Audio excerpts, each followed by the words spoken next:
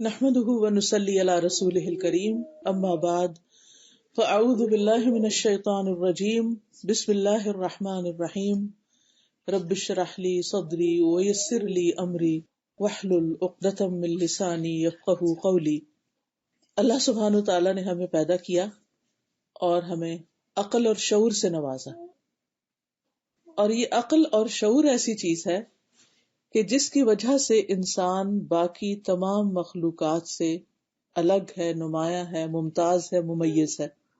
اسی عقل کی بنا پر انسان کو سب پر فضیلت دی گئی ہے، عزت عطا کی گئی ہے۔ قرآن مجید میں اللہ تعالیٰ فرماتے ہیں وَلَقَدْ كَرَّمْنَا بَنِي آدم، ہم نے آدم کی اولاد کو عزت بخشی ہے۔ یہ عزت کس بنا پر ہے؟ کہ انسان کے اندر عقل ہے، سمجھ ہے، شعور ہے، غور و فکر کی صلاحیت ہے، اور انسان اس دنیا میں آنے کے بعد جو جو بڑا ہوتا ہے، علم حاصل کرتا ہے، شعور کی منزلیں طے کرتا جاتا ہے، تو مختلف چیزوں کے بارے میں سوچتا ہے، غور و فکر کرتا ہے، اور ان سے طرح طرح کے فائدے اٹھاتا ہے۔ آج آپ دیکھیں کہ انسان نے جتنی بھی ترقی کی ہے اسی بنا پر کی ہے کہ انسان نے اپنی عقل کو استعمال کیا ہے، اور جس انسان نے جتنا زیادہ اپنی عقل کو استعمال کیا ہے اتنا ہی زیادہ اس نے اس دنیا سے فائدہ اٹھایا ہے اور اس دنیا کو اپنے کنٹرول میں کیا ہے۔ انسان کی یعنی دنیاوی عزت بھی اسی میں ہے کہ انسان اپنی عقل کو استعمال کرے۔ پچھلے دنوں میں ایک نیوز میرے ہسبینڈ پڑھ کے سنا رہے تھے کہ ٹرمپ کسی جہاز بنانے کی فیکٹری میں گیا، تو اس نے پوچھا کہ یہ سب کچھ کیسے بناتے ہیں آپ؟ تو انہوں نے بتایا کہ کس حصے کا مٹیریل کہاں سے آتا ہے، کوئی چیز جاپان سے آ رہی ہے، کوئی کوریا سے آ رہی ہے، کوئی سنگاپور سے آ رہی ہے، کوئی فرانس بھیج رہا ہے، کوئی UK، کوئی، اس میں کسی ایک بھی مسلمان ملک کا نام نہیں تھا۔ تو اس وقت میں یہ سوچ میں پڑ گئی کہ اگر یہ کہا جاتا کہ ایک پرزہ سیریا سے آ رہا ہے، دوسرا صومال سے آ رہا ہے، تیسرا جو 6 ملک ہے، یمن سے آ رہا ہے، ایران سے آ رہا ہے، وغیرہ وغیرہ، تو پھر شاید وہ یہ نہ سوچتے کہ ان میں سے کسی ملک پر بین لگایا جائے، کیونکہ بین لگانے کا مطلب کیا ہے کہ پھر یعنی ٹریول بین ہو یا کسی بھی طرح کے اکنامک سینکشنز ہو، کیونکہ پھر ان کے جہاز نہیں بنیں گے، کیونکہ وہ ان پرزوں کے لیے دوسرے لوگوں کے محتاج ہیں یا ان کے ساتھ ان کے کانٹریکٹس ہیں۔ تو آج آپ دیکھیں کہ مسلمانوں کی دنیا میں اگر عزت نہیں تو اس کی بنیادی وجہ کیا ہے کہ انہوں نے نمبر 1 علم حاصل کرنے میں پیچھے رہ گئے، غور و فکر سے کام نہیں لیا، اور اپنی عقل کو صحیح طور پر استعمال نہیں کیا جیسا کہ کرنا چاہیے تھا۔ انڈیویجولز بہت اچھے بھی ہیں، اور آپ نے دیکھا ہوگا کہ انڈیویجول کیپیسٹی میں ہر ملک میں مسلمان خدمات انجام دے رہے ہیں، لیکن کہیں بھی کوئی ایک ملک مسلم میجورٹی کا ایسا نہیں کہ جہاں پر یہ ٹرینڈ پایا جاتا ہو کہ ہم محنت کریں یا پھر ریسرچ کریں یا آگے بڑھیں، جس کا نتیجہ ہم دیکھتے ہیں کہ دنیاوی اعتبار سے بحیثیت ایک امت کے مسلمان جو ہیں وہ پست ہے۔ یہی معاملہ دینی اعتبار سے بھی ہے۔ ہم مسلمان ہیں کیونکہ ہمارے والدین مسلمان ہیں، ہم مسلمان ہیں کیونکہ ہمیں بچپن میں یہ بتایا گیا کہ ہم مسلمان ہیں، ہمیں لا الہ الا اللہ پڑھا دیا گیا، ہمیں نماز سکھا دی گئی، ہمیں قرآن پڑھا دیا گیا، اور وہ بھی بغیر سوچے سمجھے میجورٹی جو ہماری پڑھتی ہے۔ تو نتیجہ کیا ہوا کہ ہم مسلمان ہوتے ہوئے بھی بعض اوقات یہ نہیں جانتے کہ ہم مسلمان کیوں ہیں، یا مسلمان کس کو کہتے ہیں، یا مسلمان کے لیے کیا کچھ کرنا لازم ہے۔ پھر اس معاملے میں بھی آپ دیکھیں گے کہ بہت سے انڈیویجولز بہت اچھے ہیں، انہوں نے اس کو غور و فکر کیا، سوچا سمجھا اور آگے بڑھ گئے، دین میں بھی آگے بڑھے، دنیا میں بھی آگے بڑھے۔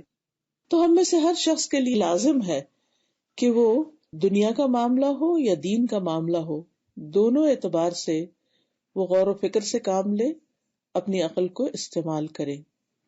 اور عقل کے استعمال کا، غور و فکر کا جو بہترین طریقہ ہے یا جو بہترین مصرف ہے وہ یہ ہے کہ انسان 4 چیزوں کو لازم جانے۔ یعنی فرض کے درجے میں ہے 4 چیزوں کے بارے میں علم حاصل کرنا اور غور و فکر کرنا اور پہچان کرنا. باقی آپشنل ہے. آپ اپنے ٹیسٹ کے مطابق، اپنی سوچ کے مطابق، اپنے ماحول کے مطابق، اپنے جو بھی آپ کو اپرچونٹیز ملی ہیں ان کو آپ جیسے چاہیں استعمال کریں. جس بھی اچھے فیلڈ میں آپ جائیں، جہاں تک جی چاہتا ہے جائیں، کوئی روک ٹوک نہیں ہے ایز لانگ ایز کوئی چیز اللہ کے دین سے ٹکراتی نہیں. وہ 4 چیزیں کون سی ہیں؟ ان میں سے سب سے پہلے تو اپنے خالق کی پہچان ہے، رب کو پہچاننا، اللہ کی پہچان. کیونکہ جب تک انسان رب کو پہچانتا نہیں وہ رب کی عبادت کا حق ادا نہیں کر سکتا. جب انسان اپنے رب کو پہچانتا ہے تو پھر وہ اس کی عظمت، اس کی قدرت، اس کی حیثیت کو جب سمجھ جاتا ہے تو واقعی پھر اس کے آگے جھک بھی جاتا ہے اور اپنی ساری کوششیں اور اپنے سارے بہترین جذبات یہ سارے کے سارے وہ اپنے رب سے وابستہ کر لیتا ہے. دوسری چیز جو بہت اہم ہے وہ ہے اپنی پہچان، اپنے پوٹینشل کو جاننا، اپنی حیثیت کو جاننا، اپنے مقام کو جاننا، خود کو ملنے والی جو نعمتیں ہیں، جو اپرچونٹیز ہیں ہمارے چاروں طرف، ان کو پہچاننا. جب تک انسان اپنے آپ کو نہیں پہچانتا اس وقت تک وہ اپنے رب کا صحیح معنوں میں شکر ادا ہی نہیں کر سکتا، کیونکہ وہ ان نعمتوں کو پازیٹیولی یوز ہی نہیں کر سکتا بلکہ استعمال ہی نہیں کرے. جیسے ملی ویسے ہی واپس چلی جائیں گی. لیکن بہت سے لوگ اس معاملے میں ساری زندگی بس دوسروں سے مشورہ کرتے رہتے ہیں کہ وہ ہمیں بتا دیں کہ ہمیں کیا کرنا ہے. اپنی عقل سے کام نہیں لیتے، خود محنت نہیں کرتے، خود آگے نہیں بڑھتے، خود رسک نہیں لیتے. اور جب تک انسان کسی جگہ پر اتر کر نہ دیکھے تو پتہ نہیں چلتا کہ وہ کتنی گہری ہے. کسی پانی میں ہاتھ ڈال کے نہ دیکھا جائے تو پتہ نہیں چلتا کہ اس کا ٹیمپریچر کیا ہے. تو جب تک ہم کسی بھی فیلڈ میں اتریں گے نہیں، کسی بھی چیز کو ٹیسٹ اینڈ ٹرائی نہیں کریں گے، اس میں محنت نہیں کریں گے، اس میں آگے نہیں بڑھیں گے تو واقعی ہمیں نہیں پتہ چلے گا کہ ویئر ڈو وی اسٹینڈ، ہم کون ہیں، ہم کیا کچھ کر سکتے، کہاں تک جا سکتے. جب آگے بڑھیں گے تو پھر آپ دیکھیں گے کہ ہاں ہم یہ کر سکتے ہیں. جب مشکل آئے گی اور ہم اس کو عقل استعمال کر کے محنت اور کوشش کے ساتھ اس کو پار کر جائیں گے تو پھر ہمارا اور کانفیڈنس زیادہ ہوگا، پھر اور آگے بڑھیں گے اور آگے بڑھیں گے اور اس طرح زندگی کے اختتام تک آگے بڑھتے چلے جائیں گے. تو اللہ سبحانہ و تعالیٰ کی پہچان کے بعد دوسری اہم چیز ہے اپنے آپ کو پہچاننا اور اپنی حقیقت اور اپنی قیمت معلوم کرنا کہ میری ورتھ کیا ہے، میں کیا کر سکتا ہوں. تیسری چیز ہے اس دنیا کی حقیقت کو پہچاننا، کیونکہ جب تک انسان دنیا کی حقیقت کو نہیں پہچانتا وہ دھوکے میں رہتا ہے. بعض اوقات انسان یہ سمجھتا ہے کہ جو کچھ ہے بس یہی دنیا کی زندگی ہے، جو فائدہ ہے بس یہی اٹھانا ہے، جو نقصان ہے وہ یہی کا نقصان ہے، یہاں جو آگے بڑھ گیا وہی کامیاب ہے اور جو پیچھے رہ گیا وہ ناکام ہے. حالانکہ ساری کامیابی دنیا ہی کی کامیابی نہیں، تیرے آگے آسماں اور بھی ہیں، یعنی ہمارے لیے ابھی اور بہت سی منزلیں باقی ہیں. اس لیے چوتھی چیز جس کو جاننا اور جس کے بارے میں مکمل معلومات حاصل کرنا بے حد ضروری ہے اور ان میں غور و فکر کرتے رہنا، وہ ہے آخرت، جو ہماری اصل منزل ہے، جس کے بارے میں اللہ سبحانہ و تعالیٰ فرماتے ہیں وَإِنَّ الدَّارَ الْآخِرَةَ لَهِيَ الْحَيَوَانُ لَوْ كَانُوا يَعْلَمُونَ، اور بے شک آخرت کا گھر وہی حقیقی زندگی ہے، وہی اصل رہنے کی جگہ ہے. لو کانوا یعلمون، کاش وہ جانتے ہوتے. تو اس چیز کا علم حاصل کرنا کہ وہ آخرت کا گھر کیسا ہے، وہ زندگی کیسی ہے، اس میں کیا کچھ ہے، کیا خوشیاں ہیں، غم کیا ہے، فائدے کی چیزیں کیا ہیں اور کہاں کہاں کیا نقصان ہو سکتا ہے. آج میں کچھ باتیں اللہ سبحانہ تعالیٰ کے تعارف کے حوالے سے کروں گی اور پھر اس کے ساتھ ساتھ کچھ اور چیزیں بھی کریں گے انشاءاللہ تعالیٰ. سب سے پہلے تو جب ہم قرآن مجید کھولتے ہیں تو اسی سے ہمیں اللہ تعالیٰ کی پہچان ہوتی ہے. دنیا میں بھی آپ دیکھیں کہ اگر آپ کسی کو پہچاننا چاہتے ہیں، کسی انسان کو پہچاننا چاہتے ہیں مثلاً کہ وہ کیسا ہے، کون ہے، تو آپ کیا دیکھتے ہیں کہ وہ کیا کہتا ہے، وہ کیا لکھتا ہے، اس نے کیا کتابیں لکھی ہیں، یا کسی چیز کا آتھر ہے، یا وہ ریسرچر ہے. تو جو اس کا کام ہوتا ہے، جو اس کی اچیومنٹس ہوتی ہیں، جو اس نے کیا ہوتا ہے، اس کے ذریعے آپ اس کو پہچانتے ہیں. وہی اس کی ورتھ ہوتی ہے. کون نکما انسان ہے، کون کارآمد انسان ہے، اور کون کس درجے کا انسان ہے. اللہ سبحانہ وتعالیٰ کو پہچاننے کے لیے ہمیں اللہ سبحانہ وتعالیٰ کے کلام کو بھی دیکھنے کی ضرورت ہے، اور اس کے ساتھ ساتھ اس نے کیا کیا ہے، کیا بنایا ہے، اس کے افعال یا اس کے کاموں کو بھی دیکھنے کی. یعنی جیسے کوئی انسان اپنے کلام، اپنی تحریر سے پہچانا جاتا ہے اور اپنے کاموں سے پہچانا جاتا ہے، تو اللہ سبحانہ وتعالیٰ کو پہچاننے کے لیے بھی اگر آپ یہی دو طریقے استعمال کریں کہ اس کے کلام کو دیکھیں کہ اس نے اپنے کلام یعنی قرآن مجید میں اپنا تعارف کیا کروایا کہ وہ کون ہے، تو یہ اس کا اصل صحیح تعارف ہوگا. یا پھر اس نے اپنے رسولوں کی زبان سے اپنا تعارف کیا کروایا ہے، اور خصوصاً محمد صلی اللہ علیہ وسلم کی زبان سے. تو قرآن و حدیث کے ذریعے ہمیں اللہ سبحانہ وتعالیٰ کے ناموں، اس کی صفات اور اس کے کاموں کا پتہ چلتا ہے کہ وہ کیا کرتا ہے. دوسری چیز کائنات ہے. کائنات میں غور و فکر کر کے ہمیں پتہ چلتا ہے کہ اللہ تعالیٰ نے یہ دنیا کیسی بنائی ہے، اس میں کیسی کیسی وسعتیں ہیں، یہ زمین کیسی ہے، آسمان کیسے ہیں، اور آسمانوں کے پیچھے کیا کچھ ہے، اور نئے نئے ستارے سیارے جو دریافت ہو رہے ہیں. ریسنٹلی آپ نے دیکھا ہوگا کہ ابھی ایک آدھ دن پہلے بہت ہی نیا انکشاف ہوا ہے کہ ہماری زمین کی طرح کے کچھ اور پلانٹس بھی ہیں جن پر زندگی کا امکان پایا جاتا ہے، اگرچہ وہ بہت دور ہے. 7 ایسے پلانٹس کا پتہ چلا ہے. اس کا ذکر قرآن مجید میں بھی ملتا ہے. اللہ تعالیٰ فرماتے ہیں کہ اللہ نے 7 آسمان بنائے اور انہی کی مانند زمینیں بھی بنائی، اور اللہ کا حکم ان میں اترتا رہتا ہے. سورۃ الطلاق کی آیت ہے، یتنزل الامر بینہن، اللہ کا حکم ان میں نازل ہوتا رہتا ہے، اور تاکہ تم جان لو کہ اللہ تعالیٰ نے ہر چیز کو اپنے علم سے گھیرا ہوا ہے. بہرحال، اور یہ بھی کہا جاتا ہے کہ وہ جو پلانٹس دریافت ہوئے وہ 40 لائٹ ایئرز کے فاصلے پر ہیں تقریباً یہاں سے. حقیقت تو اللہ ہی جانتا ہے، انسانوں کے تو صرف اندازے ہی ہیں.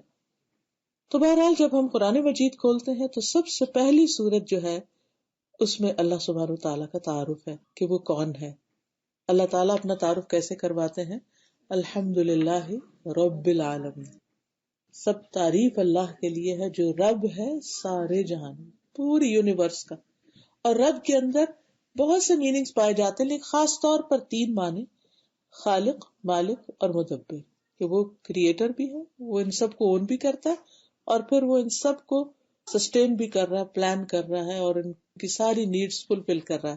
ساری کائنات کو یا نظام ہستی کو وہی چلا رہا ہے، رب العالمین. پھر اس کے ساتھ ساتھ الرحمن الرحیم، بہت ہی مہربان، کنٹینیوسلی مہربان ہے، مسلسل مہربانیاں کرنے والا ہے.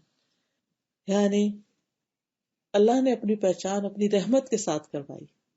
عام طور پر ہم اپنے بچوں کو جب اللہ کی پہچان کراتے ہیں تو ڈرانے سے کرتے ہیں، اللہ تعالیٰ ماریں گے، اللہ تعالیٰ آگ میں پھینک دیں گے، وغیرہ وغیرہ، جو کچھ ہم کرتے ہیں ہمیں معلوم ہے. جبکہ اللہ سبحانہ وتعالیٰ نے اپنی پہچان کیسے کروائی کہ میں نے ہی پیدا کیا، میں ہی رزق دیتا ہوں، میں ہی تمہارا مالک ہوں، اور تمہارے سارے امور میرے ہی سامنے ہے، میرے ہی اختیار میں ہے.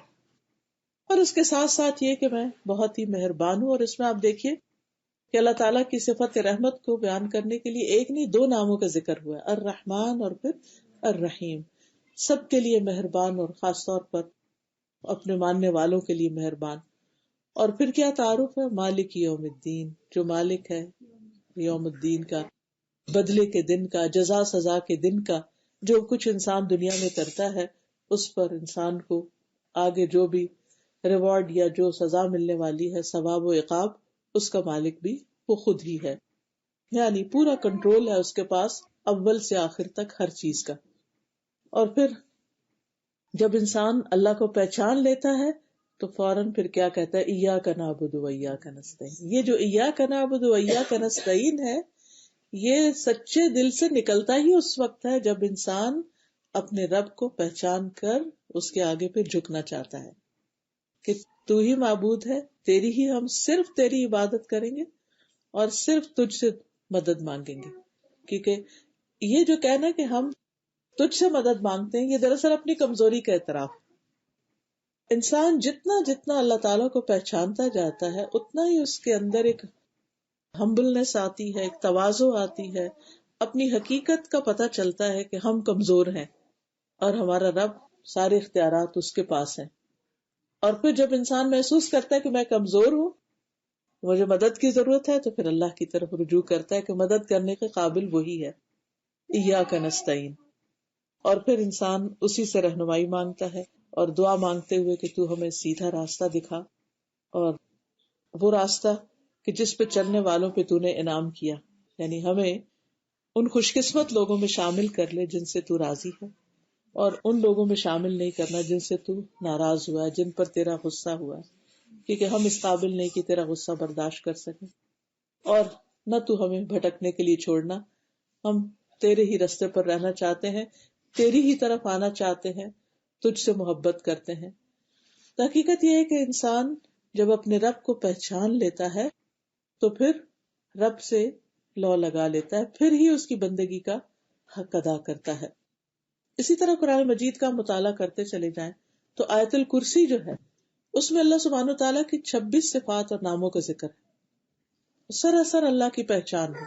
یہ کون ہے؟ وہ اللہ لا الہ الا ہو الحی القیوم، اللہ جس کے سوا کوئی الہ نہیں، زندہ ہے، قائم رکھنے والا ہے. لا تأخذہ سنۃ ولا نوم، اس کو نہ نیند آتی ہے نہ اونگ آتی. من ذا الذی یشفع عندہ الا باذنہ، کون ہے جو اس کے پاس سفارش کر سکے مگر اس کے اذن کے ساتھ، یعنی ساری طاقت کا مالک وہی ہے.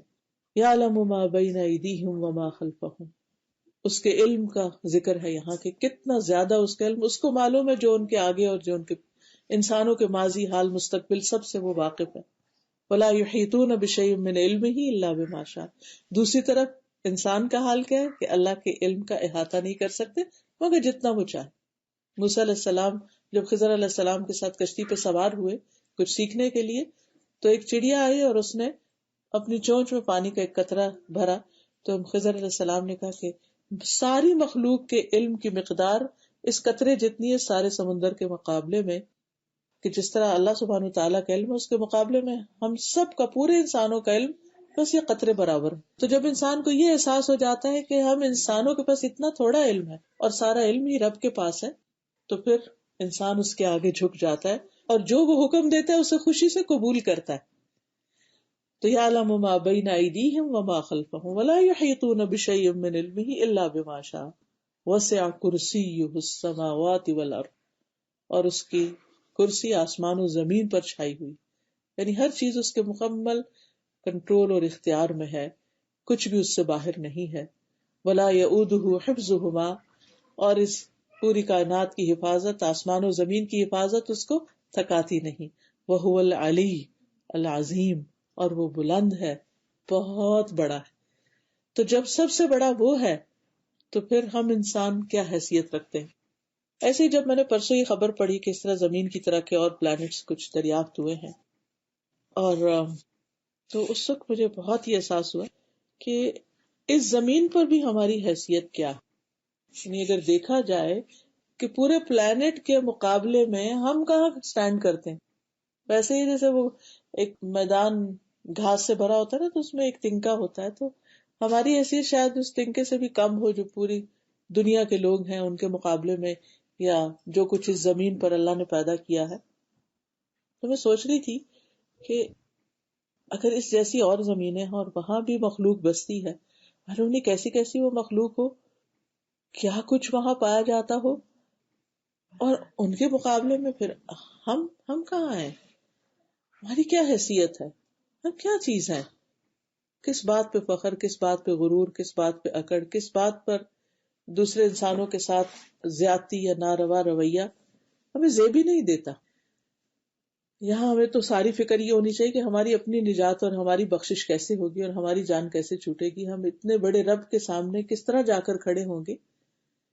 تو بہرحال اللہ سبحانہ تعالیٰ وہ ہستی ہے جس نے ساری کائنات بنائی ہے اور ساری مخلوق اس کے حکم کے تابع ہے، اور وہ سب کو کنٹرول کیے ہوئے ہے. کوئی بھی اس کی مرضی اور ارادے کے بغیر پر نہیں مار سکتا، اپنی مرضی سے کچھ کر نہیں سکتا. ہاں جتنا وہ چاہے اس کے مطابق انسان اپنا اختیار استعمال کر سکتا ہے. اور پھر سب سے بڑی بات یہ ہے کہ ہر چیز کا اصل مالک وہ ہے. ہم انسانوں کو اس دنیا کی حقیقت ہم سب جانتے ہیں کہ ہم دنیا میں آتے ہیں، ایک وقت گزارتے ہیں اور اس کے بعد پھر چلے جاتے ہیں. دنیا میں آنے کے بعد جو کچھ بھی ہم ایکوائر کرتے، جو کچھ بھی حاصل کرتے، جس چیز کے مالک ہوتے ہیں، بس وہ ٹیمپریری ہے، چند سالوں کی بات ہے، چند گنے ہوئے دنوں کی بات ہے. جب انسان فوت ہو جاتا ہے ہر چیز اس کے نام سے اتر جاتی ہے، دوسروں کی طرف منتقل ہو جاتی ہے اور انسان کہیں اور منتقل ہو جاتا ہے. اس دنیا میں اس کا وقت ختم ہو جاتا ہے، یہاں سے نکال دیا جاتا ہے، اس کا ٹائم پیریڈ ختم ہو گیا. جیسے آپ کسی ملک میں جاتے ہیں، آپ کو وہاں جتنے عرصے کا ویزا ملتا ہے یا رہائش کا پرمٹ ملتا ہے، اس کے بعد آپ کو وہاں سے نکلنا ہوتا ہے، جانا ہوتا ہے. اسی طرح اس دنیا سے بھی ایک دن سب انسانوں کو باری باری جانا ہے. تو پھر اصل مالک کون ہے؟ ہمارے بڑے چلے گئے، پھر ہم چلے جائیں گے، پھر ہماری آگے کی جنریشن چلی جائے گی. تو یہ سب کچھ جو ہمیں دکھائی دیتا ہے اس کا اصل مالک اللہ ہے. کل من علیہا فان ویبقی وجہ ربک ذو الجلال والاکرام. ہر چیز اس پہ فنا ہونے والی ہے، باقی رہنے والی چیز صرف تیرے رب کا چہرہ ہے، اور ہر چیز اس کے علاوہ ختم ہو جائے گی. تو اصل کنٹرول اللہ کے پاس ہے. رسول اللہ صلی اللہ علیہ وسلم نے فرمایا بلا شبہ تم سب مملوک ہو اور رب اللہ عز و جل ہی ہے، مالک اللہ ہی ہے. پھر اسی طرح ہمیں یہ بھی یاد رکھنا چاہیے کہ ہمارا خالق ہونے کے ساتھ ساتھ ہمارا رازق بھی وہی ہے. اسی نے ہمیں زندگی دی، اسی نے یہ روح ہمارے اندر پیدا کی جس کی وجہ سے ہم دیکھتے ہیں، بولتے ہیں، سنتے ہیں، سمجھتے ہیں، عقل اور شعور سے کام لیتے ہیں. یہ روح نکال لی جائے تو باقی کچھ بھی نہیں. تو یہ روح اس نے ہمارے اندر ڈالی. دنیا میں کہیں روح بکتی نہیں، کہیں بنتی نہیں، کوئی دے نہیں سکتا، اور جب وہ چاہے گا واپس لے لے گا، کوئی بھاگ بھی نہیں سکتا. اینما تکونوا یدرککم الموت، کہیں پر بھی تم ہوگے موت تمہیں پالے گی، پہنچ جائے گی، چلے جائیں گے. اب آپ دیکھیے کہ اس عرصے کے دوران جو اس نے ہمیں زندگی کا دیا ہے، یہ روح اور جسم کو ساتھ ملا کر دیا ہے، اس میں ہمارا کھانا پینا، لباس، باقی تمام ضروریات، ہماری جسمانی ضروریات، ہماری جذباتی ضروریات، ہماری عقل کی ضروریات، ان سب کو پورا کرنے والا، ان کی نرشمنٹ کرنے والا دراصل اللہ ہی ہے. اور ان ضروریات کو پورا کرنے کے لیے آپ دیکھیے کہ زمین سے کیا کچھ نہیں اگایا اس نے، اور کیسے کیسے جانور ہمارے لیے پیدا کیے، اور کیا کیا چیزیں ہماری ضرورت کی، اور پھر ان چیزوں کو استعمال کرنے کے لیے ہمیں ٹیسٹ بھی دیا، ہمیں ذوق دیا، چکھنے کا ذائقہ بھی دیا، ہمیں سونگھنے کی صلاحیت دی، ہمیں دیکھنے کی، اور رنگوں کو ہم دیکھ سکتے ہیں، صرف بلیک اینڈ وائٹ نہیں، اور پھر طرح طرح کی آوازیں ہم سن سکتے ہیں، بہت سی چیزوں کو ہم محسوس کر سکتے ہیں. ہم بہت سی چیزیں جو دیکھ کے ہم ان سے کچھ اثر لیتے ہیں، اور کچھ ان سین چیزیں ایسی بھی ہوتی ہیں کہ جن کے اثرات ہم پر پڑ رہے ہوتے ہیں. پھر اسی طرح آپ دیکھیے کہ اللہ سبحانہ و تعالی نہ صرف ہے کہ ایک ایک ذرے کا مالک، اور ایک ایک ذرہ ہمارے جسم کا ایک ایک سیل اس کے حکم کے مطابق چل رہا ہے، اسی طرح پوری کائنات کا ایک ایک ستارہ سیارہ بھی اسی کے حکم سے گھوم رہا ہے. جس طرح ہمارے جسم میں خون دوڑ رہا ہے، اسی طرح کائنات میں مختلف چیزیں دوڑ رہی ہیں، اور ان سب کو کام کرنے کا موقع بھی دے رہا ہے کہ یہ چیزیں آپس میں ٹکراتی نہیں.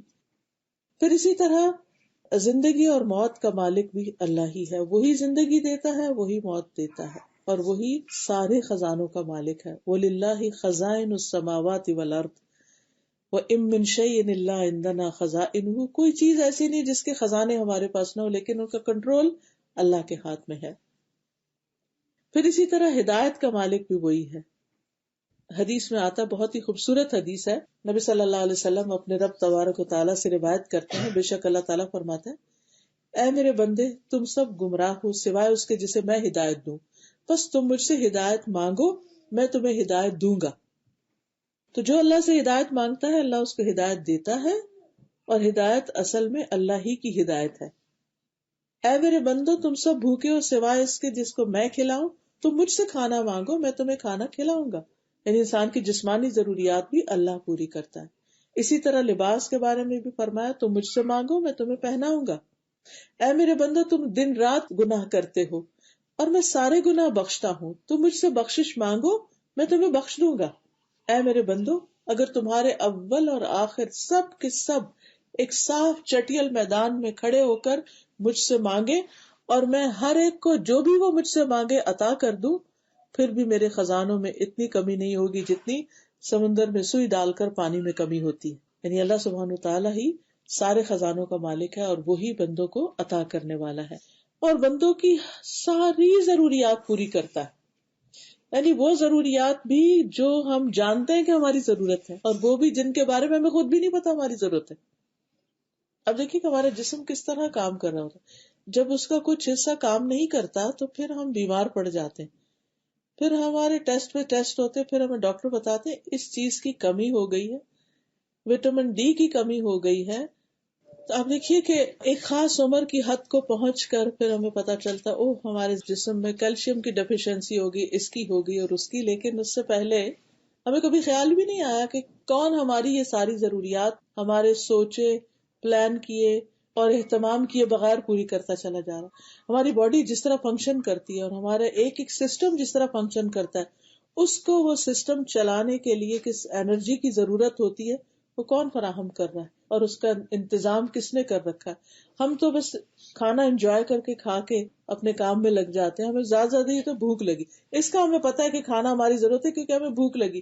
لیکن کھانا صرف بھوک نہیں دور کرتا، اس کے علاوہ بھی وہ بہت سی چیزیں ہمارے جسم میں بلڈ کے ذریعے سارے نیوٹریٹس جو ہیں ایک ایک بال تک، ایک ایک حصے تک، ایک ایک سیل تک پہنچ رہے ہوتے ہیں. یہ کون پہنچا رہا ہے؟ یہ سسٹم کس نے کام کیا؟ اور پھر اسی طرح یہ کہ ہمارے جسم کے اندر کہا جاتا ہے کہ انسان پیدائش کے ساتھ ہی سینکڑوں بیماریاں لے کے پیدا ہوتا ہے، لیکن اللہ نے ایسا امیون سسٹم، مدافعاتی نظام رکھا ہے انسان کے اندر کہ وہ خود بخود ہی اندر لڑتا رہتا ہے اور خود بخود ہی ان بیماریوں کو دھکیلتا رہتا ہے اور وہ غالب نہیں آنے دیتا. لیکن آپ دیکھیے کبھی بچے کو کوئی ایک بیماری بھی ہو جائے تو کس قدر پریشانی کی بات بنتی. تو کہنے کا مطلب یہ ہے کہ وہ اللہ ہی ہے جو ہماری ساری ضروریات پوری کرتا ہے، وہ بھی جن کو ہم جانتے ہیں اور وہ بھی جن کو ہم نہیں جانتے. ابراہیم علیہ السلام نے ایک موقع پر کہا تھا کہ رب کون ہے؟ اللہ رب العالمین الذی خلقنی فہو یہدین، کہ میرا رب وہ ہے جس نے مجھے بنایا اور وہ مجھے ہدایت دیتا ہے. والذی هو یطعمنی ویسقینی، اور وہی جو مجھے کھلاتا ہے اور پلاتا ہے. واذا مرضت فہو یشفینی، اور جب میں بیمار پڑتا ہوں تو وہی مجھے شفا دیتا ہے. والذی یمیتنی ثم یحیینی، وہی جو مجھے موت دے گا پھر موت کے بعد دوبارہ زندہ بھی کرے گا. والذی اطمع ان یغفر لی خطیئتی یوم الدین، اور وہ جس سے مجھے امید ہے کہ قیامت کے دن میرے گناہ معاف کر دے گا. رب ھب لی حکما والحقنی بالصالحین، اے رب مجھے حکمت عطا کر، قوت فیصلہ عطا کر اور مجھے نیک لوگوں کے ساتھ شامل کر لے. یعنی وہ اپنے لیے یہ دعا مانگتے ہیں. وَاجْعَلْ لِي لِسَانَ صِدْقٍ فِي الْآخِرِينَ، اور میرا ذکر خیر بعد والوں میں جاری کر دے. وَاجْعَلْنِي مِن وَرَثَةِ جَنَّةِ النَّعِيمِ، اور مجھے جنت کے وارثوں میں بنا دے، شامل کر لے. اب آپ دیکھیے کہ کتنی خوبصورت دعا ہے. جو رب کو پہچانتا ہے پھر وہ رب سے کیا کیا نہیں مانگتا. قوت فیصلہ ہماری بہت بڑی ضرورت ہوتی. تو کہتے ہیں ربی حب لی حکمن، اللہ مجھے قوت فیصلہ عطا کر. اور حکم کا ایک معنی حکمت بھی ہے، تو مجھے حکمت عطا کر، وزڈم دے. کیونکہ جب انسان کے اندر سمجھ بوجھ ہوگی تو اس کے فیصلے بھی صحیح ہوں گے. پھر وَأَلْحِقْنِي بِالصَّالِحِينَ، انسانوں کی ضرورت ہوتی ہے انسان کو اچھی کمپنی، اللہ مجھے نیک لوگوں کا ساتھ دے. پھر انسان کو ہمیشہ یہ ہوتا ہے کہ میرے مرنے کے بعد میرا ذکر خیر ہو، برے لفظوں میں نہیں اچھے لفظوں میں یاد کیا جاؤں. اس کی دعا کرتے ہیں وَاجْعَلْ لِي لِسَانَ صِدْقٍ فِي الْآخِرِينَ، اچھی لیگیسی چھوڑ کر جاؤں. وَاجْعَلْنِي مِن وَرَثَةِ جَنَّةِ النَّعِيمِ، اور آگے کا مقام اور منزل بھی اچھی ہو، مجھے جنت النعیم کے وارثوں میں شامل کر دے. کتنی کمپریہنسو دعا ہے، چھوٹی سی دعا ہے لیکن اس میں ابراہیم علیہ السلام اپنے لیے بہت کچھ مانگتے ہیں، کیونکہ انہیں رب کی پہچان ہو جاتی ہے کہ میرا رب وہ ہے کہ جس سے میں جو مانگوں وہ مجھے عطا کر سکتا ہے. تو پھر ان کے دل میں جس چیز کی خواہش آتی ہے وہ اس سے مانگتے چلے جاتے ہیں. اور حقیقت یہ ہے کہ بندوں کی ساری ضروریات پوری کرنے والا بھی اصل میں وہی ہے. اور اس میں آپ دیکھیے کہ یہ ضروریات جس بھی قسم کی ہوں، ان سب چیزوں کو پیدا کرنے والا بھی وہی ہے، ان کا مالک بھی وہی ہے، دینے والا بھی وہی. اس کو دینے کے لیے کسی سے پوچھنے کی ضرورت نہیں. جب وہ دینا چاہے تو کوئی روک بھی نہیں سکتا اس کو. کیونکہ دنیا میں تو یہ تھا نا، اگر کوئی انسان دینے لگتا تو دوسرا اس کو روک دیتا، نہیں نہیں نہیں فلاں کو نہیں دینا. اللہ تعالیٰ کو کوئی نہیں روک سکتا. اس لیے ہم دعا کرتے ہیں اللہم لا مانع لما آتیت، اللہ کوئی روکنے والا نہیں جس کو تو عطا کر دے، ولا معطی لما منعت، اور کوئی دینے والا نہیں جس سے تو روک دے. تو اصل اختیار اسی کے پاس ہے. اور پھر اللہ سبحانہ وتعالیٰ کو یہ بات پسند بھی بہت ہے کہ بندے اپنی ضروریات اس سے مانگیں. حدیث میں آتا ہے جب رات کا آخری تہائی حصہ باقی، لاسٹ 1/3 باقی رہ جاتا ہے، تو اللہ تعالیٰ آسمان دنیا پر نزول فرماتے ہیں، آسمانوں کے دروازے کھول دیے جاتے ہیں اور اللہ تعالیٰ اپنے ہاتھ پھیلا کے فرماتے ہیں ہے کوئی مانگنے والا کہ اس کی درخواست پوری کی جائے. اور مسلسل فجر طلوع ہونے تک ایسا ہی ہوتا رہتا ہے. تو وہ دعاؤں کے مانگنے کا خاص وقت ہے. جو بھی ہماری حاجت اور ضرورت ہو ہمیں اللہ سے مانگنی چاہیے. پھر اللہ تعالیٰ بندے کی پکار پہ جواب بھی دیتا ہے. اور اللہ تعالیٰ کو اس بات سے حیا آتی ہے کہ بندے کا اٹھا وہ ہاتھ خالی لوٹائے. وہ خالی نہیں لوٹاتا، اس کو بھر دیتا ہے. یہ الگ بات ہے کہ اس کا فائدہ ہمیں فوری ہو یا دیر سے ہو. بندوں کا فقر دور کرنے والا، ان کی محتاجی دور کرنے والا بھی دراصل وہی ہے. پھر ہمارے گناہوں کو بخشنے والا، ہمیں معاف کر دینے والا وہی ہے. استغفروا ربکم انہ کان غفارا، اپنے رب سے معافی مانگو، یقیناً وہ بہت زیادہ معاف کرنے والا ہے، پھر بہت محبت کرنے والا ہے. وہو الغفور الودود ذو العرش المجید فعال لما یرید، وہی ہے جو بے حد بخشنے والا، نہایت محبت کرنے والا، عرش کا مالک ہے جو بڑی شان والا ہے، اور کر گزرنے والا ہے جو بھی وہ ارادہ کرے، یعنی اس کے ارادوں کو کوئی روکنے والا نہیں. پھر وسیع رحمت والا ہے. فقل ربکم ذو رحمت واسعہ، ہمیں مایوس کبھی بھی نہیں ہونا چاہیے کیونکہ اس کی رحمت ہر چیز پر چھائی ہوئی ہے. اس کی رحمت اس کے غضب پر غالب ہے. یعنی اگر ہمارے گناہوں کی وجہ سے اللہ تعالیٰ ہم پر ناراض بھی ہے نا، جو ہی ہم اس کی طرف متوجہ ہو جاتے تو کیا ہوتا ہے، اس کی رحمت اس کے غضب پہ چونکہ حاوی ہے اس لیے وہ ہم پر مہربان ہو جاتا ہے، وہ اپنی ناراضگی چھوڑ دیتا ہے اور ہم پر مہربانی کرتا ہے. پھر اسی طرح یہ ہے کہ انسان کی محنتوں کی قدر دانی کرنے والا ہے، چھوٹی چھوٹی نیکیوں پر بھی بے حد و حساب اجر دینے والا ہے. رسول اللہ صلی اللہ علیہ وسلم نے فرمایا بے شک تمہارا رب فرماتا ہے کہ ایک نیکی کا ثواب 10 گنا سے 700 گنا تک ہے، اور روزہ صرف میرے لیے اور میں خود ہی اس کا بدلہ دوں گا. پھر اسی طرح وہ بندوں کے اعمال کی نگرانی بھی کرتا ہے کہ بندہ کیا کرنے کا ارادہ کر رہا ہے. اور پھر جب انسان گناہ کر لیتا ہے تو اللہ تعالیٰ فرشتوں سے کہتا ہے کہ بس اتنا ہی لکھنا جتنا اس نے کیا ہے، اور اگر یہ گناہ چھوڑ دے تو اس کو بھی نہیں لکھنا کیونکہ اس نے میری وجہ سے گناہ چھوڑا ہے. پھر اسی طرح اللہ سبحانہ وتعالیٰ صرف صحت مند، صرف مالدار، صرف ریسورسفل لوگوں کی دعائیں نہیں سنتا، اللہ تعالیٰ سب کی سنتا ہے، بیماروں کی بھی سنتا ہے، غریبوں کی بھی سنتا ہے، گناہگاروں کی بھی سنتا ہے، کیونکہ وہ سب کا رب ہے.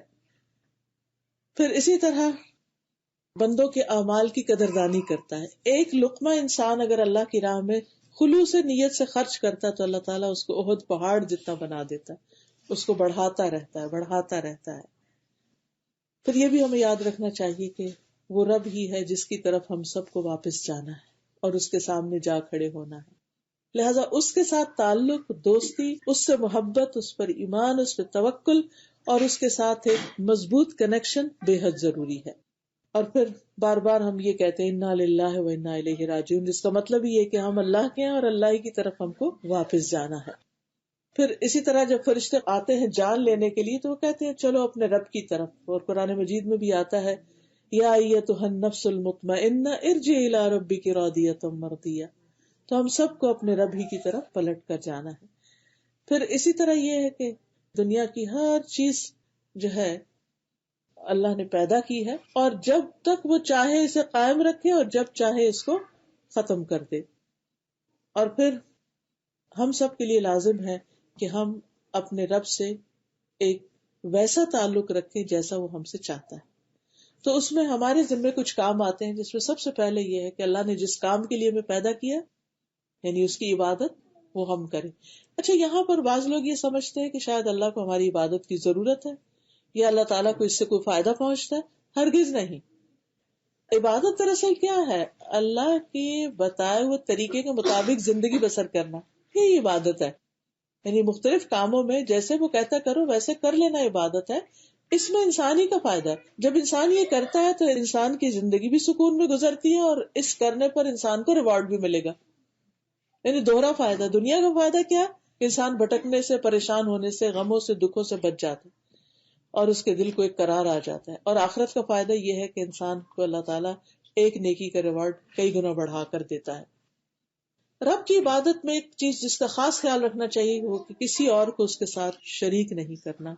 اور اس میں ہم الحمدللہ کو بتوں کو شریک نہیں کرتے، کچھ انسانوں کو نہیں کرتے، لیکن یہ جو ریاکاری اور دکھاوا ہے یہ کہیں نہ کہیں سے کریپن ہو جاتا ہے اور شیطان انسان کے اعمال کو خراب کرنے کی کوشش کرتا ہے.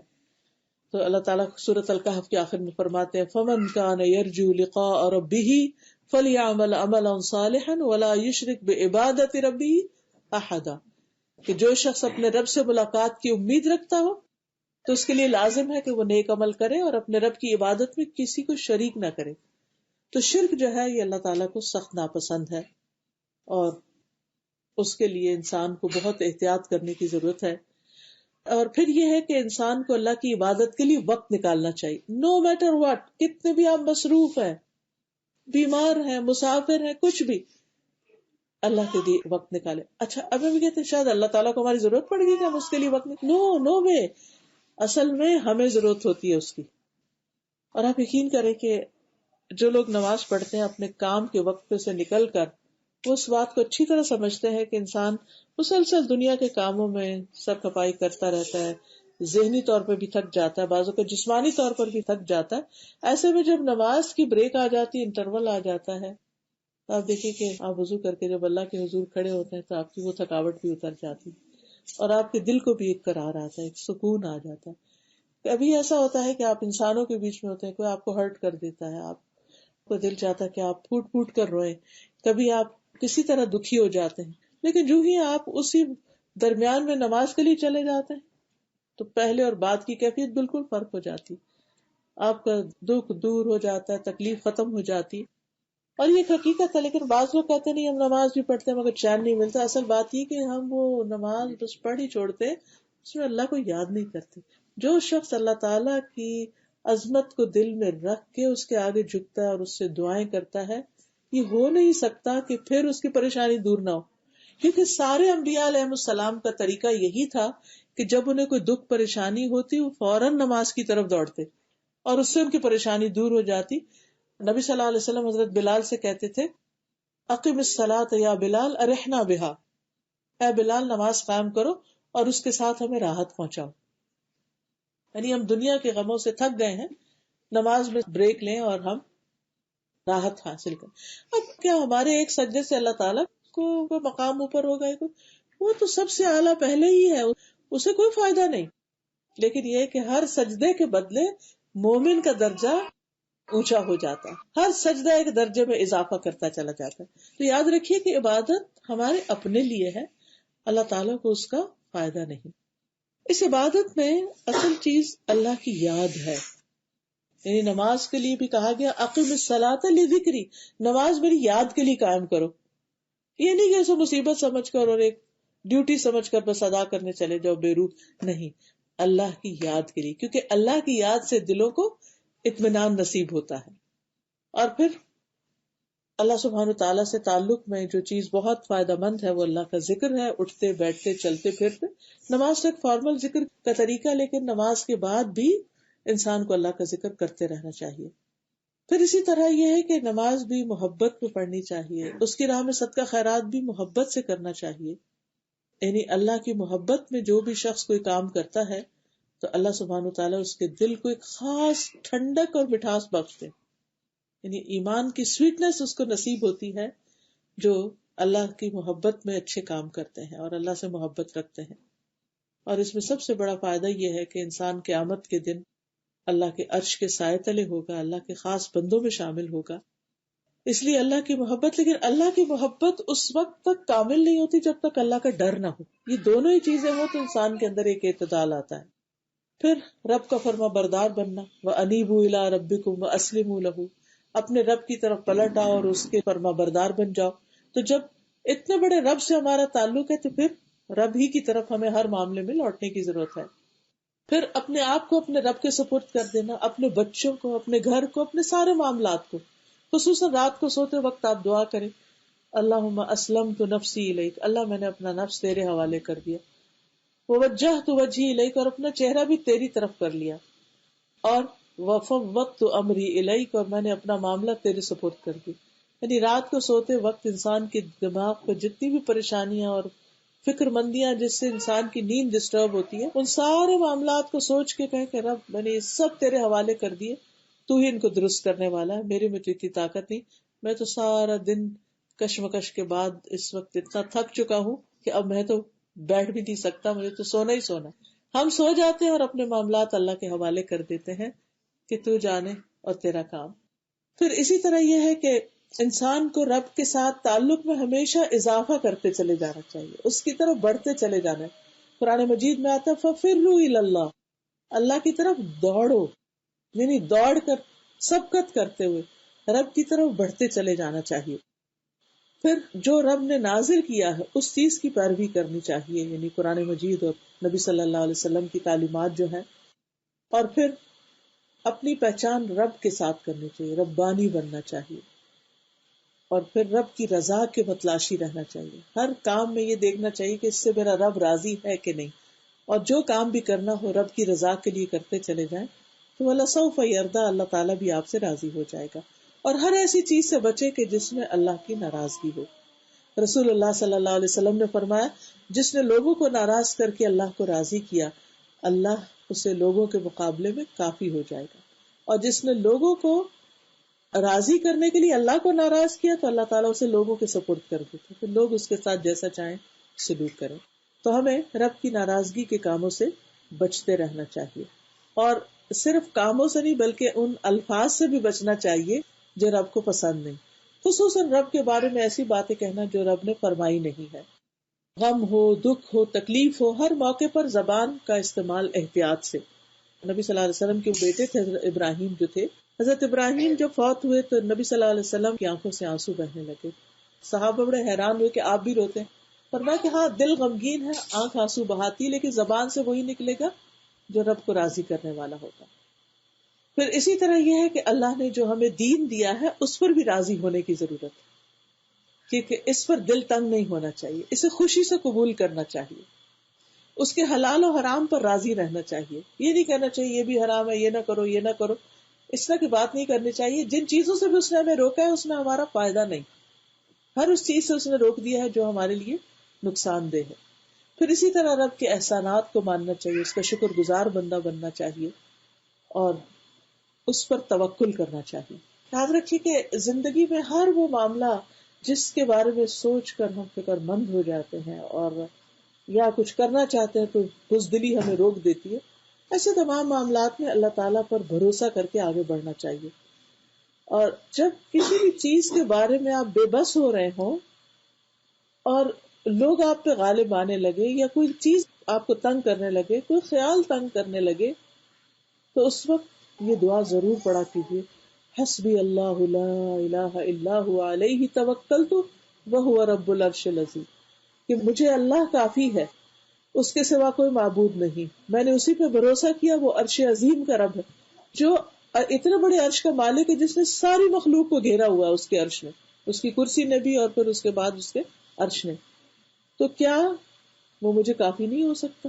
ہر چیز تو اس کے کنٹرول میں ہے. پھر اسی طرح ایک اور جگہ پر آتا ہے الیس اللہ بکاف عبدہ، کیا اللہ اپنے بندے کے لیے کافی نہیں؟ بالکل کافی ہے. اصل ضرورت ہے کہ اس پر بھروسہ کرے انسان.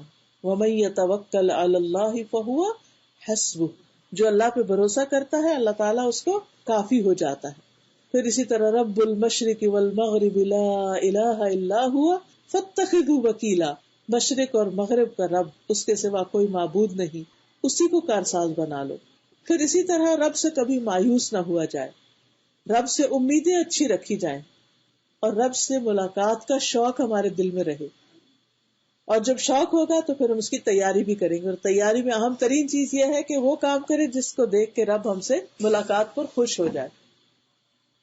اور پھر یہ ہے کہ رب کو جو خوش کرنے والے کام ہیں ان میں سے ایک یہ ہے کہ رب سے مانگتے رہیں، ہر دم مانگتے رہیں، خوب خوب دعائیں کرتے رہیں، اپنے لیے کریں، والدین کے لیے کریں، رب ارحمہما کما ربیانی صغیرا، اپنے ازواج اور اولاد کے لیے کریں، ربنا ہب لنا من ازواجنا وذریاتنا قرۃ اعین واجعلنا للمتقین اماما. پھر اولاد کے لیے خاص طور پر دعا کہ رب ہب لی من الصالحین کے علاوہ رب لا تذرنی فردا وانت خیر الوارثین، یعنی اللہ میری اولاد کو اتنا نیک بنا کہ میرے بعد وہ میرے نیکی میں میرے وارث ہو. پھر رب اجعلنی مقیم الصلاۃ ومن ذریتی ربنا وتقبل دعا. پھر لوگوں کے لیے دعا، سب کی بخشش کی دعا، ربنا اغفر لی ولوالدی وللمؤمنین یوم یقوم الحساب. تو گناہوں سے معافی کی دعائیں بھی کرنی چاہیے، اپنے لیے، دوسروں کے لیے، رب اغفر وارحم وانت خیر الراحمین. اور پھر خیر پانے کے لیے رب سے دعا کرنی چاہیے، رب انی لما انزلت الی من خیر فقیر. پھر صبر کے لیے دعا کرنی چاہیے، ربنا افرغ علینا صبرا وثبت اقدامنا وانصرنا علی القوم الکافرین. پھر علم میں اضافے کے لیے دعا جو نبی صلی اللہ علیہ وسلم کو سکھائی گئی، رب زدنی علما. پھر معاملات میں آسانی کے لیے دعا، رب اشرح لی صدری، اللہ میرا سینہ کھول دے. کیونکہ جو سینے کی گھٹن اور تنگی ہوتی ہے نا، یہ ڈپریشن لاتی ہے. سب کچھ ہوتے ہوئے آپ کا دل تنگ ہوتا ہے، کبھی اس میں بزدلی آ رہی ہوتی ہے، کبھی اس میں خوف ہوتا ہے، کبھی اس میں بخل ہوتا ہے، کبھی اس میں ہم اور غم ہوتا ہے. تو یہ سب چیزیں دل کی تنگی کے ساتھ بڑھ جاتی ہیں، مرض بڑھ جاتا ہے. تو جب یہ ہماری جو چیسٹ ہے یہ وسیع ہوگی، کھلے گی، دل کھلے گا، تو پھر آپ دیکھیے ہم لوگوں کو آسانی سے معاف بھی کر دیں گے، لیٹ اٹ گو، جانے دیں گے. پھر ہم لوگوں کے بارے میں اچھا گمان رکھیں گے، پھر ہمیں بہت سی چیزوں میں غور و فکر کا موقع ملے گا. تو یہ جو دل کی وسعت ہے یہ بہت ضروری ہے. رب اشرح لی صدری ویسر لی امری، اور میرا کام آسان کر دے. سارے کاموں میں آسانی کی دعا کرنی چاہیے. واحلل عقدۃ من لسانی، اور میری زبان کی گرہ کھول دے. کیونکہ انسانوں کے ساتھ عموماً لڑائی جھگڑے مس کمیونیکیشن کی وجہ سے ہوتے ہیں. ایک کچھ کہنا چاہ رہا ہے، دوسرا کچھ اور سمجھ رہا ہے، پہلا اریٹیٹڈ ہو جائے تو وہ غصے میں آ جاتا ہے، وہ اس کو کچھ وہ جواباً اس سے بڑی کاروائی کرتا ہے، اور یوں گھروں میں جھگڑے فساد شروع رہتے ہیں. تو ویسر لی امری واحلل عقدۃ من لسانی، اللہ میری زبان کی گرہ کھول دے کہ میں اپنا مدعا اچھے طرح بیان کر سکوں. یفقہوا قولی، تاکہ لوگ میری بات سمجھ جائیں. یہ صرف قرآن و حدیث کے درس سے متعلق ہی نہیں، اس کے لیے تو ہے ہی، لیکن عام روزمرہ زندگی میں بھی آپ نے دیکھا ہوگا کہ بعض اوقات کسی کو اپنی بات سمجھانا، اپنا نقطہ نظر بتانا، اللہ کا پیغام پہنچانا بڑا مشکل ہو جاتا ہے. یوں لگتا ہے کہ ہم پتہ نہیں کسی دیوار سے بات کر رہے ہیں یا کسی لکڑی کے بت سے بات کر رہے ہیں. کوئی رسپانس نہیں، کوئی جواب نہیں. کچھ لوگوں سے بات کرتے ہوئے نروس ہو جاتے ہیں. تو جب یہ دعا پڑھ لیتے ہیں تو اللہ سبحانہ وتعالیٰ کاموں میں آسانی کر دیتا ہے اور آپ اپنی بات بتا سکتے ہیں. آپ دیکھیے کہ بچے بھی ہیں نا، میں نے اپنے تجربے میں یہ دیکھا ہے کہ جب میں ان کو بیفور ٹائم اپنی ایکسپیکٹیشن بتا دیتی ہوں تو معاملہ بہت اچھا رہتا ہے. تو ان کو بھی پتا ہوتا ہے میں کیا چاہتی ہوں، اور مجھے بھی پتا ہوتا ہے کہ اب وہ کس طرف چلیں. جب وہ کمیونیکیشن گیپ ہوتا ہے نا تو پھر وہ کچھ کہہ رہے تھے، آپ کچھ کہہ رہے، کچھ کہہ رہے، آپ اوپر سے کچھ کہہ رہے، وہ بات ہی نہیں بنتی، جس کے نتیجے میں پھر تعلقات اچھے نہیں رہتے. پھر اسی طرح اس بات کے لیے بھی دعا کرنی چاہیے کہ اللہ تعالیٰ ہمیں ذکر کی، شکر کی، اچھی عبادت کی توفیق عطا کرے، شیاطین سے ہماری حفاظت کرے، کیونکہ رب ہی ہے جو ان کو دیکھتا ہے اور ان کو پکڑ سکتا ہے. ہم تو شیطان کا مقابلہ کر ہی نہیں سکتے. تو رب اعوذ بک من ہمزات الشیاطین واعوذ بک رب ان یحضرون. پھر اسی طرح یہ ہے کہ کہیں پر آپ جائیں، کسی طرح کی کوئی خوف، پریشانی، گھبراہٹ ہو تو اسی سے ہی مدد مانگیں. اور پھر خاص طور پر اپنے دل کی سلامتی کی دعا کریں، کیونکہ دل ہی غور و فکر کا منبع اور مرکز ہوتا ہے. اگر دل بھٹک جائے تو ہر چیز ہی ٹیڑھی ہو جاتی. کبھی آپ نے دیکھا ہوگا نا کہ اگر چکر آ رہے ہوں آپ کو تو یوں لگتا ہے کہ چیزیں ہل رہی ہیں یا اوپر نیچے ہو رہی ہیں، حالانکہ چیزیں تو اپنی جگہ قائم ہیں، ہمارے اندر کچھ چینج آ گئی، خرابی آ گئی. جب آپ اس کو فکس کرتے ہیں اپنی جگہ پر آ جاتا ہے اور آپ ٹھیک دیکھنے لگتے ہیں. تو اسی طرح دل کی استقامت، دل کی ہدایت اور دل کی سلامتی کی دعا کرنی چاہیے، کیونکہ دل سلامت ہوگا تو انشاءاللہ اعمال بھی سلامت ہو جائیں گے. پھر دنیا اور آخرت کی بھلائیوں کی دعا اپنے رب سے کرنی چاہیے. ربنا آتنا فی الدنیا حسنۃ وفی الآخرۃ حسنۃ وقنا عذاب النار، اور پھر آگ سے بچنے کی خاص دعا، اور پھر جنت میں گھر لینے کی دعا جیسے حضرت آسیہ نے کی تھی. کیا کہا تھا انہوں نے؟ رب ابن لی عندک بیتا فی الجنہ ونجنی من فرعون وعملہ ونجنی من القوم الظالمین. تو اللہ تعالیٰ سے دعا ہے کہ اللہ تعالیٰ ہمیں اپنی پہچان دے، ہمیں اس دنیا کی حقیقت سمجھا دے، ہمیں آخرت کی حقیقت سمجھا دے، اور ہمیں اپنی پہچان دے تاکہ ہم اپنی زندگی کو ضائع ہونے سے بچائیں اور اس میں وہ کام کر کے جائیں جن کا آگے حساب کتاب ہونا ہے، جس کے بارے میں پوچھا جائے گا، اور جن پر پھر ہماری آئندہ کی خوشی یا غم کا انحصار ہے. وآخر دعوانا ان الحمد للہ رب العالمین. اللہ تعالی ہمیں عمل کی توفیق عطا فرمائے. سبحانک اللہم وبحمدک اشہد ان لا الہ الا انت استغفرک واتوب الیک. جی ضرور کر سکتے ہیں. آج کل ہے نا، جیسے واٹس ایپ پہ بہت سے لوگ قرآنی آیات بھیجتے ہیں، جیسے جی قرآن ہاں. کی تصویریں بھیجتے ہیں، پھر بعض اوقات ہمارے فون میں جیسے میموری زیادہ ہو جاتی ہے، کم پڑ جاتی ہے، تو ہم ان کو ڈیلیٹ کر دیتے ہیں. جی. تو اس طرح قرآن کی آیت میں نے پڑھ رہی تھی کہ قرآن میں جیسے ہے کہ قیامت کے نزدیک قرآن کی آیات مٹ جائیں گی.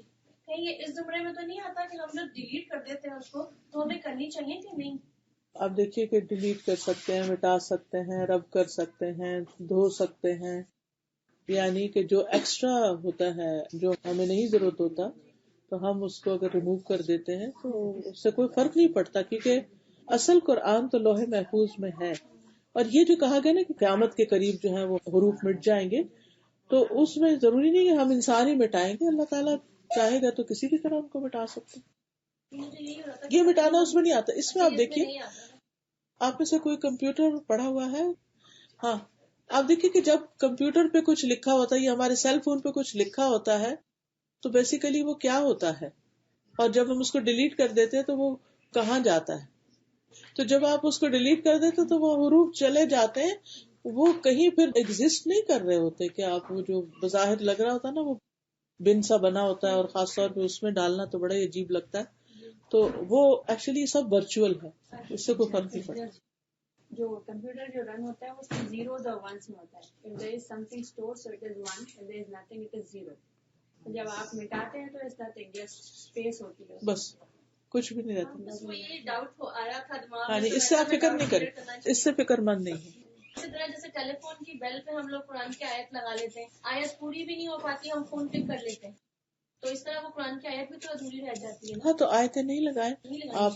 کوئی اچھے، جیسے میں نے ابھی آپ نے سنا اچھا سا نشید لگایا ہوا ہے، کوئی ایسے اچھی کوئی چیز لگا. مقصد ہے نا کہ پوری آیت ہونی چاہیے یا پھر نہ لگائیں اس کو. جی ہاں، آپ کی بات درست اور آپ کے کنسرن بھی اچھے ہیں، یہ قرآن کے ادب میں سے ہے.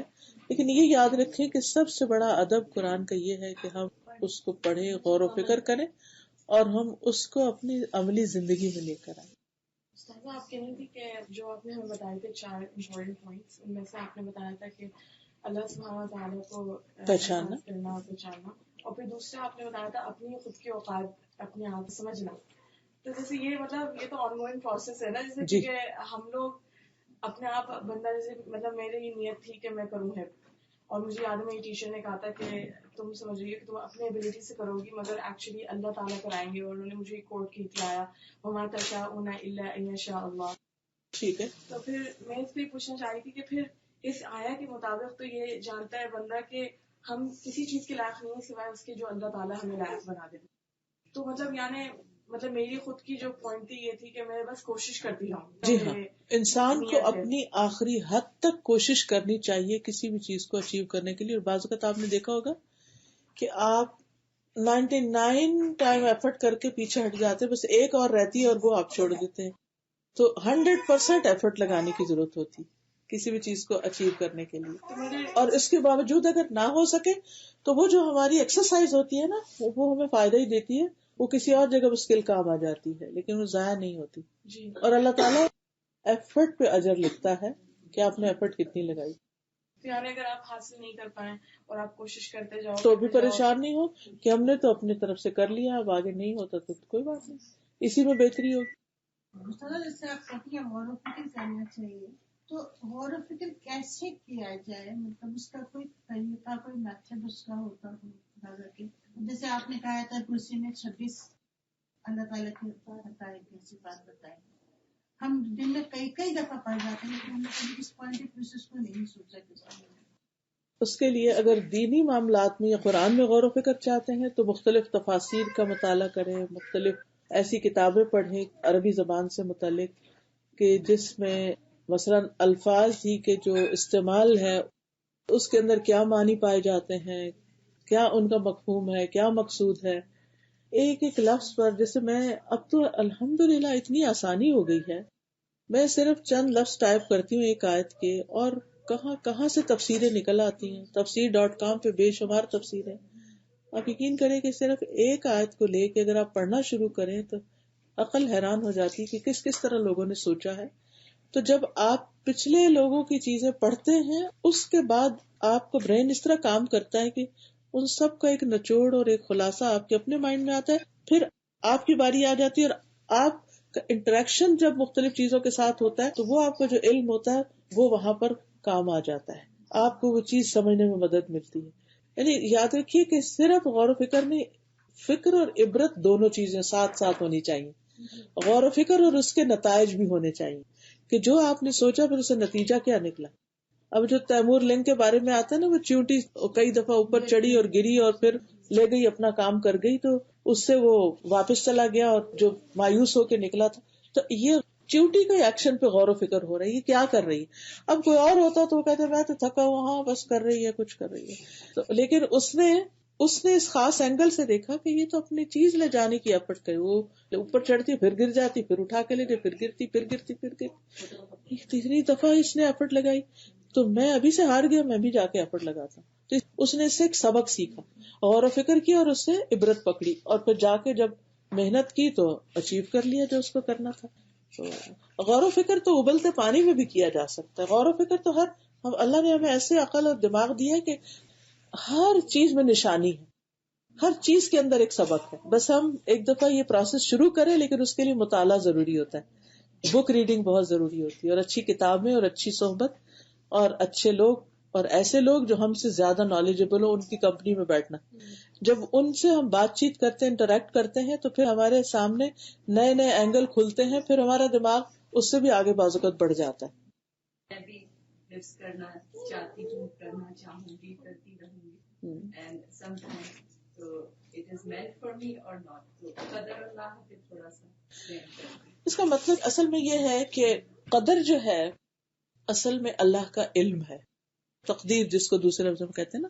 اور علم اللہ السابق، اس کا علم جو شروع سے ہر چیز کے بارے میں، کیونکہ اللہ تعالیٰ نے جس وقت زمین و آسمان بنائے ان سب سے پہلے قلم بنایا اور قلم کو حکم دیا لکھو. اس نے کہا کیا لکھوں؟ فرمایا قیامت تک جو کچھ ہے سب لکھ دو. انہوں نے لکھا وہ لوح محفوظ میں ایک کتاب میں ہے. تو اللہ کا علم ہے اور اللہ کا یہ علم لکھا ہوا ہے. اور پھر جو کچھ دنیا میں ہو رہا ہے یہ اللہ کے علم کے ساتھ ہو رہا ہے، اس کی قدرت کے ساتھ ہو رہا ہے، اس کے ارادے، اس کی مشیت اور اس کی مرضی کے ساتھ ہو رہا ہے.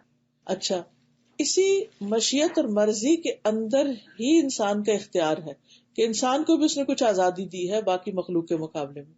اب ایک بندے کا ارادہ ہے اور ایک اللہ کا ارادہ ہے. اللہ نے بندے کو بھی ارادہ دیا اور بندے کو آزادی دی کہ تم اپنا ارادہ استعمال کرو، لیکن وہ ارادہ مکمل طور پر آزاد نہیں ہے بلکہ اللہ کے ارادے کے تابع ہے. جہاں تک اللہ چاہتا ہے وہ اس کو موقع ملتا جاتا ہے، وہ کرتا جاتا ہے، اور جہاں اللہ چاہتا ہے روک دیتا ہے. وہ کیوں روکتا ہے؟ وہ حکمت پر مبنی ہے، اس کا ہر فیصلہ حکمت پر ہے. اس کا یہ مطلب نہیں کہ انسان کو پھر کوشش نہیں کرنی چاہیے کہ میری تو مرضی نہیں، اللہ جب چاہے گا روک دے گا. نہیں، آپ کو جتنی دور جانے تک کی اجازت ملی ہوئی ہے وہاں تک تو آپ جائیں، اتنی ایفرٹ تو لگائیں. اور یہ جو سفر آپ طے کریں گے اس کا آپ کو اجر ملتا چلا جائے گا. اس سے آگے آپ کو کیوں نہیں جانے دیا جا رہا؟ کیونکہ اس سے آگے کسی اور کی جگہ ہے یا کسی اور کا وہ ڈومین ہے. تو آپ کو یہاں تک رہنا ہے تاکہ وہ آگے سے گزر سکے اس کا اپنا. اب دیکھیں نا، جیسے آپ سڑک پہ چل رہے ہیں آگے سے ریڈ لائٹ آ جاتی. کیوں آ جاتی؟ جب آپ کی ریڈ لائٹ ہوتی ہے تو دوسری طرف دوسرے کی کیا ہوتی ہے؟ گرین ہوتی ہے نا. اور اگر آپ ہی کی گرین رہے تو باقی تو سارے وہی رکے رہے، ان کو بھی گزرنا ہے نا. تو اس لیے اللہ تعالیٰ نے اس دنیا کے نظام کو چلانے کے لیے لوگوں کو گاڑی چلانے کے بھی دیا ہے توفیق اور موقع، اور اس کے ساتھ ساتھ ریڈ لائٹس بھی رکھی ہوئی ہیں. وہ جہاں خطرہ ہوتا ہے کہ ہم اپنی حدود سے باہر چلے جائیں گے تو کچھ اور نقصان کر دیں گے, وہاں وہ ہمیں روک بھی دیتا ہے. اور اگر یہ کنٹرول اس کا نہ ہوتا تو پھر وہ رب ہی کیا ہوتا. پھر آپ دیکھیے اگر انسان کو مکمل آزادی دے دی جاتی, ابھی تو لمیٹڈ آزادی میں انسان نے اتنا فساد کر لیا, اگر وہ بالکل ہی مکمل آزادی تو پھر یہ دنیا چلتی, یہ چل ہی نہ سکتی, کیونکہ ہر کوئی اپنی مرضی چاہتا اور اس کو کوئی روکنے والا نہ ہوتا. تو پھر اگر ہر کوئی مرضی کرنا چاہے تو پھر مرضی کی تو کوئی انتہا ہی نہیں. ہمیں کیسے پتا کہ ہم انف ٹرائی کر رہے ہیں یا ہماری ٹرائی میں کچھ خامی ہے, جیسے اگر ہم اچیو نہیں کر پا رہے ہیں کچھ چیز. یہ تو انسان کے اپنے اندر اس کو پتہ چلتا رہتا. بلیل انسان والا نفسی ہی بصیرہ. جب ہم خوب کوشش کر لیتے اس کا بھی ہمیں پتا ہوتا کہ ہم نے کر لی, اور جب نہیں کرتے نا تو اندر سے ضمیر بولتا ہے کہ اور تم کر سکتے تھے, مزید ہو سکتا, تم نے موقع گنوا دیے, تم نے یہ وقت سونے میں ضائع کیا, تم نے اس میں پوری ایفرٹ نہیں لگائی. اور جب لگاتے تب بھی ہمیں پتا ہوتا ہے. اس کے بعد دل میں قرار آ جاتا ہے, لیکن جب ہم پوری ایفرٹ نہیں لگاتے دل کبھی نہیں چین پاتا. تو اگر بار بار ہم کچھ کوشش کر رہے ہیں تو بار بار عدل آ رہی ہے, ہاں, تو ہمیں پیچھے ہٹ جانا چاہیے نہیں, یا ہمیں کرتے رہنا چاہیے. اگر اچھا کام ہے کرتے رہیں, کیونکہ لیسا للانسان الا ما سعى, انسان کوشش کرتا رہے اور اس کی کوشش وان سعیکم سوف یرا, دیکھا کیا جائے گا, تمہاری ایفرٹ دیکھی جائے گی. رزلٹ اللہ کے ہاتھ میں, وہ نہیں بھی آپ کو نظر آیا, نہیں بھی ملا, تو اس کو پتا ہے کہ اس نے کیا کیا. تو ہر شخص کے اوپر اس کی کوشش لازم, اور انسان کوشش کے بعد یہ جج کر سکتا ہے کہ میری کوشش جو ہے وہ مجھے اور دوسروں کو کتنا فائدہ دیتی ہے, اور میں اسی کا مکلف ہوں کہ میں کوشش کروں, اور اس کی مجھے اللہ نے طاقت صلاحیت دی اور میں کرتا رہوں گا. اسی میں انسان کی خوشی.